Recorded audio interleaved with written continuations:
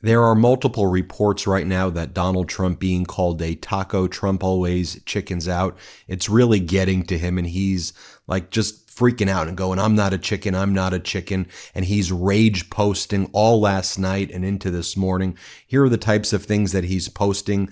Memes of airplanes, and then the text says, let the deportations begin, exclamation point. He posts this weird image of himself with a train conductor's hat that says W MAGA. This isn't just about branding, it's about accountability. WMATAs, that's a railroad service. Reputation has been wrecked. Americans demand that Congress approve efficiency. The bill answers that call. Let's make auto rail great again. Let's ride the Trump train. And it's a plan just to rename this railroad and a lot of other railroads the Trump Train Express.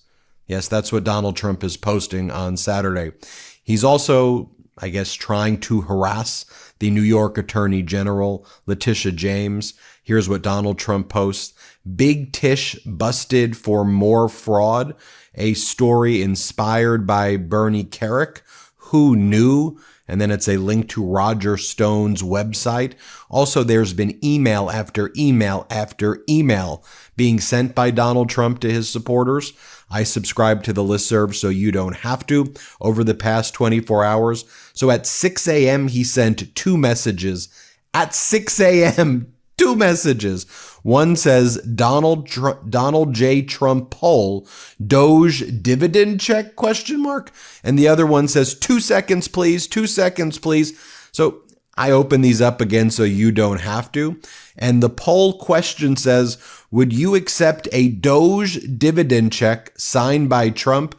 You click answer, and then it makes you donate money to Donald Trump, where he's basically lying. Basically, he is lying. And he's saying he's going to give Americans $5,000 from all of the money that D.O.G.E has uncovered.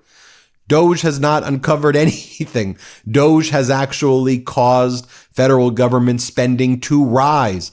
Our deficit is going to increase as a result of D.O.G.E. And there's a lot of reporting behind the scenes that Donald Trump has recognized that Trump, the fraudster, the criminal, the sexual abuser, was defrauded as well by Elon Musk. And they were all just defrauding the American people because D.O.G.E did absolutely nothing but actually increase our deficit significantly and raise federal spending. You click the other email that Donald Trump sent and it says, we've launched an official Trump blitz. And by the way, just so you know that I'm not like making it up that he sends email after email after email. This was the night before. Mind you, he sent two emails, 6 a.m. this morning. Thank you in advance. This is a grave warning. I'm landing soon. Please, please, we're almost out of time. Help me, help me. How utterly bizarre is that? I like this post by Anonymous because they've showed Elon Musk's face in the Oval Office, and they show the various points where he was obviously in a fight recently. Musk officially blamed his black eye on his 5-year-old son X, claiming he told him to punch him in the face as a game. However, on closer inspection, you can see other bruising and scratching on Elon Musk's face. As I said, there were other reports that Treasury Secretary, can't make this stuff up, folks, Treasury Secretary Scott Bessent and Elon Musk recently got into a physical altercation over Bessent basically saying, Musk, you've done nothing. Musk shoved Bessent. So is it a Musk-Bessent fight? Is it a Musk fight with a baby mama? What is going on? Or did his son punch him in the face? And then Elon Musk showed up to the White House.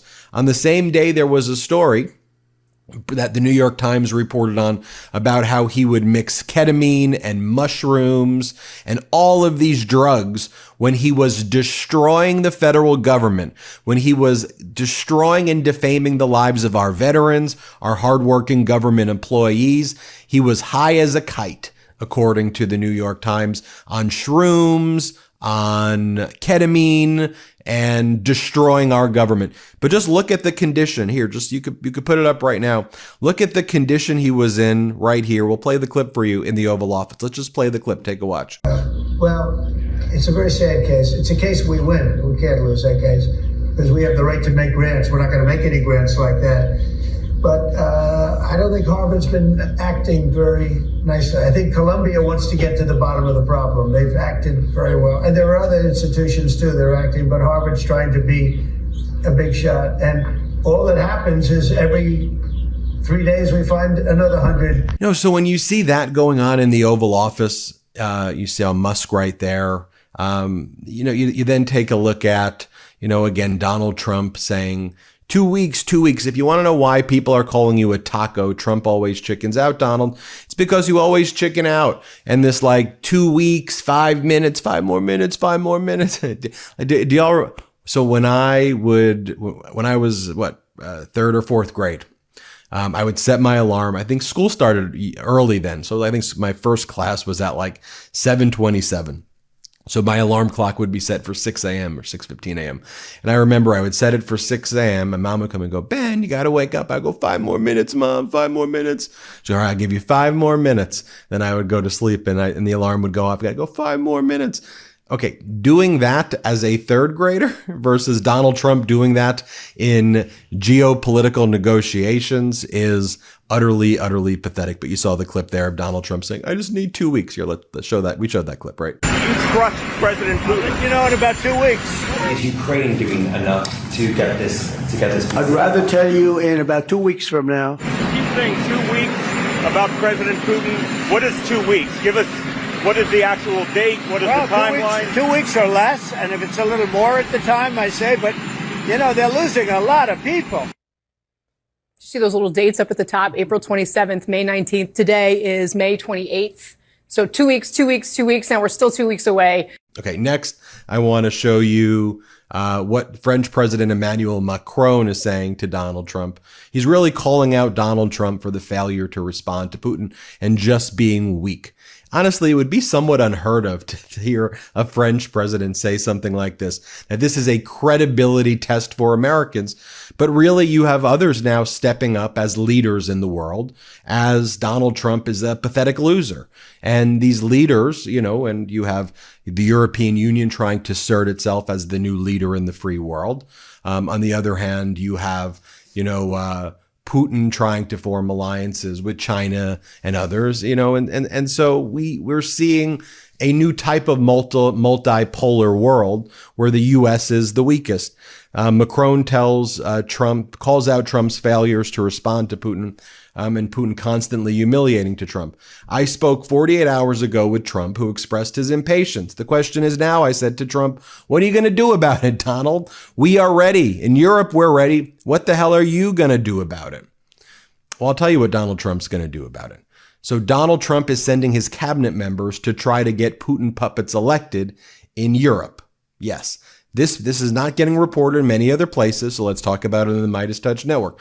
So Vladimir Putin's preferred candidate, basically handpicked candidate in Poland, is a guy named Karol Nawrocki, who would want to bring Poland to become basically more in line with Russia and Putin and be harmful to the European Union. On the other hand, there's a centrist candidate out of Warsaw, the Warsaw, Poland mayor, and a guy who's incredibly smart. So Trump and that organization, CPAC, the Conservative Political Action Committee, but they're not conservative. They're just full MAGA at this point. So they hosted an event both in Hungary and Poland this past week to promote the candidacy of Putin's candidates. And then Kristi Noem, the cosplay dog killer Homeland Security Secretary, who's disappearing Americans and sending them to gulags to die and rot in El Salvador, Kristi Noem goes out and the election's right here.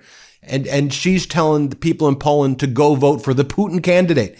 Here she is telling people to vote for Putin's candidate. This just happened. Play this clip. The U.S. Secretary of Homeland Security, Kristi Noem, said that Karol Nawrocki should be the next president of Poland.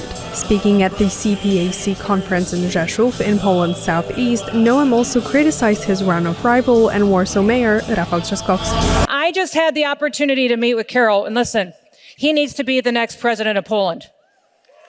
Do you understand me? It matters who's in charge. I have watched over the years as socialists and people that are just like this mayor out of Warsaw, that is an absolute train wreck of a leader, have destroyed our countries because they have led by fear. They have used fear to control people, and they've used fear to promote an agenda that is not what liberty is about. It is indeed a gangster regime. Democratic Congress member Jamie Raskin called it out brilliantly. Here's what he said recently. Let's play it. It's very clear that from Donald Trump on down, they are attacking the judges. They want to impeach the judges. We have Republican colleagues who have wanted posters up outside of their offices in the Cannon House office building saying wanted with the judges up there. And a number of them are Republican appointed judges like Judge Boasberg, who might be the most reviled of the judges for the Freedom Caucus. He's a Republican appointee. Bush appointed him to the court when he first got on it. He's a pillar of the conservative legal establishment, but he's a stickler for the rule of law. And anybody who stands up for the rule of law gets in their way because this is a gangster state. And, I just hope people begin to understand this is not basically a legitimate government that is sometimes doing corrupt things. This is an essentially corrupt enterprise. It's like watching The Sopranos. Every day they get up and they try to figure out how to plunder and pillage the people and the government fisc. That's what it's all about. Now, imagine if former President Biden or former President Barack Obama did the following, okay, as Rick Wilson says. Donald Trump is funneling all of this money, taxpayer dollars, to the AI company Palantir to create an AI database of all of our information, of data about all Americans. That's what they're doing right now. As Rick Wilson says, if Barack Obama or Joe Biden had proposed this, the GOP would be in the streets with pitchforks and torches. I guess the new conservative position is, I want the state to know everything about me at all times. So this AI company that Trump is giving all of our taxpayer dollars to, Palantir, they're going to create an AI database that has all of your data, our data in it. And I wonder if a lot of what D.O.G.E was doing and grabbing a lot of this data was also kind of to centralize it and to sell it. And I never thought D.O.G.E was about cutting things. I always thought D.O.G.E was about getting the data, taking the data for AI purposes. And that's really what the goal was, and not about cutting things. But then you listen to their own words. What are the MAGA Republicans saying? Joni Ernst held her town hall at the end of the week. And her response when her constituents asked her, we're really scared, her constituents said. They all said, look, we don't want to die. They said, we depend on Medicaid. We depend on food stamps. We need housing. These programs will kill us. And by now, you know what the MAGA Republican line is. This is actually their line. We're all going to die someday, so why does it matter when? That's what they're campaigning on. That's what Republicans are saying. Play the clip. So people are not, we all are going to die. So, for heaven's sakes. Wow. Grisly, grim, morbid. But that's the Republican Party. That's why they're called the death cult, literally. Dying to impersonally enrich Donald Trump. That's what death cults are. Like, literally, this is the definition of a death cult. We're all going to die in service for dear leader. They said it. I'm not being hyperbolic. I played the clip. I'm showing you.